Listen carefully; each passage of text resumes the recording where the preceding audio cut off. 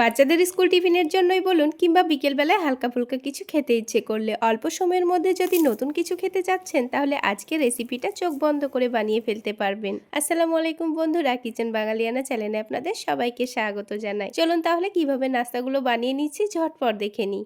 সবার প্রথমে কড়াই দিয়ে দিয়েছি 1 টেবিল চামচ সরিষার তেল। এর মধ্যে ফোড়নে দিয়ে দিচ্ছি অল্প একটু গোটা জিরে, তার সাথে একটু কারি পাতা কুচি করে দিয়েছি, তবে হাতের কাছে না থাকলে বাদ দিতে পারেন।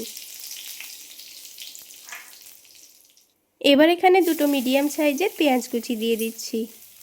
পেঁয়াজটাকে হালকা নাড়াচাড়া করে লালচে করে ভেজে নিতে হবে। দিয়ে দিচ্ছি 1/2 টেবিল চামচ আদা রসুনের পেস্ট। আপনারা চাইলে আদা রসুনটা কুচি করেও দিতে পারেন। এখন সব কিছু আবারও ভালো করে ভেজে নিতে হবে যতক্ষণ না পর্যন্ত আদা রসুনের কাঁচা গন্ধটা চলে যাচ্ছে। এখন দিয়ে দিচ্ছি কাঁচামরিচ কুচি, আপনারা চাইলে গুঁড়ো মরিচটাও দিতে পারেন। এবারের মধ্যে দিয়ে দিতে হবে স্বাদ মতো লবণ, খুবই সামান্য পরিমাণ দিয়ে দিচ্ছি হলুদের গুঁড়ো, আর দিয়ে দিচ্ছি অল্প পরিমাণে ভাজা জিরা গুঁড়ো, খুবই সামান্য পরিমাণ দিয়ে দিচ্ছি 5 ফোড়ন গুঁড়ো, আর খুবই সামান্য পরিমাণ দিয়ে দিচ্ছি কাশ্মীরি রেড চিলি পাউডার। এতে করে রান্নার কালারটা কিন্তু খুব সুন্দর আসবে। আর দিয়ে দিচ্ছি চাট মশলা।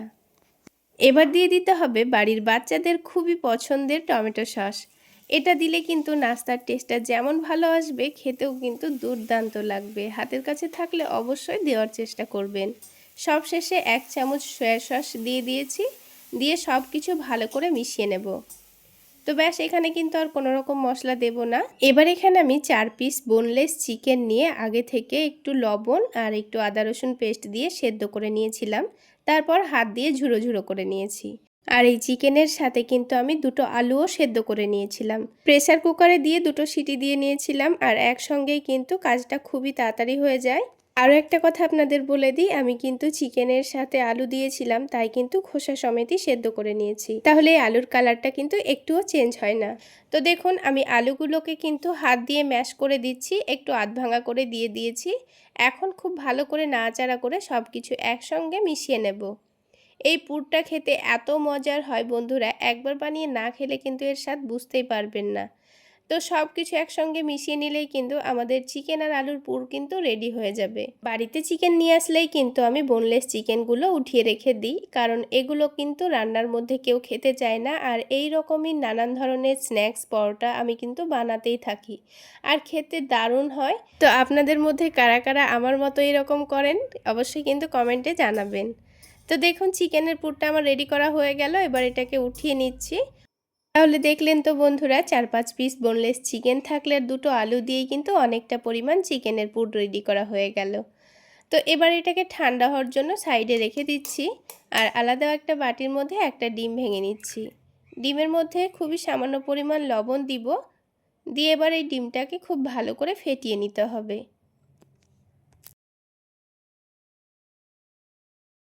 এখানে যেহেতু আমি নাস্তাগুলো অল্প করে বানাবো, তাই কিন্তু একটা ডিমেই খুব সুন্দর নাস্তাগুলো তৈরি হয়ে যাবে। তো আপনারা যদি বেশি করে নাস্তাগুলো বানান, সেই ক্ষেত্রে কিন্তু ডিমের পরিমাণটাও একটু বেশি লাগতে পারে। দেখুন, কথা বলতে বলতে ডিমটা কিন্তু ফেটানো হয়ে গেল। তো ডিমটাকে এক সাইডে রেখে দিয়েছি। তো আমি এখানে অল্প করে সেমাই নিচ্ছি। আপনারা চাইলে কিন্তু এই সেমাইয়ের পরিবর্তে ব্রেড ক্রাম্বসও নিতে পারেন। তো সেমাই দিয়ে কিন্তু নাস্তাগুলো খেতে দারুণ লাগে, একবার হলেও বানিয়ে খেয়ে দেখবেন। তো সেমাইটাকে হাত দিয়ে খুব ভালো করে কুচি করে নিয়েছি। এবার এই চিকেনের পুরটা আমি হাতের সাহায্যে লম্বা লম্বা করে চপের শেপ দিয়ে নেব। আপনারা চাইলে গোল গোল করে চ্যাপ্টা করে কিন্তু এগুলোকে বানাতে পারেন। আপনাদের পছন্দ মতো যে কোনো শেপে বানিয়ে নিতে পারেন। তো আমি আপনাদের আরও একটা বানিয়ে দেখাই।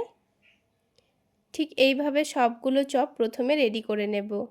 আমি এগুলোকে একটু মিডিয়াম সাইজের বানিয়েছি, আপনারা চাইলে বড় বড় করেও বানাতে পারেন।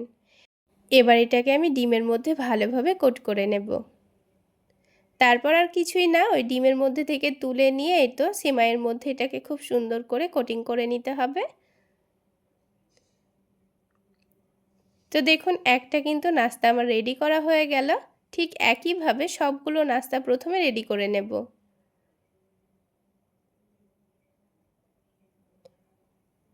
তো বন্ধুরা, আমার এই রেসিপি ফলো করে একবার হলো এই চিকেনের নাস্তাগুলো বানিয়ে খেয়ে দেখবেন, দেখবেন আবার খেতে ইচ্ছে করবে। এবার ভেজে নেওয়ার জন্য কড়াইয়ে পরিমাণ মতো তেল গরম করে নিয়েছি। তারপর একটা একটা করে নাস্তাগুলো দিয়ে একটু সময় নিয়ে ক্রিস্পি করে ভেজে নেব। খুব বেশি সময় নিয়ে না ভাজলেও দেখবেন অনেকটাই মুচমুচে হচ্ছে। তো বন্ধুরা, যদি হাতে মাত্র 10 মিনিট সময় থাকে না, তাহলে আপনারা ঝটপট এটা বানিয়ে ফেলতে পারবেন।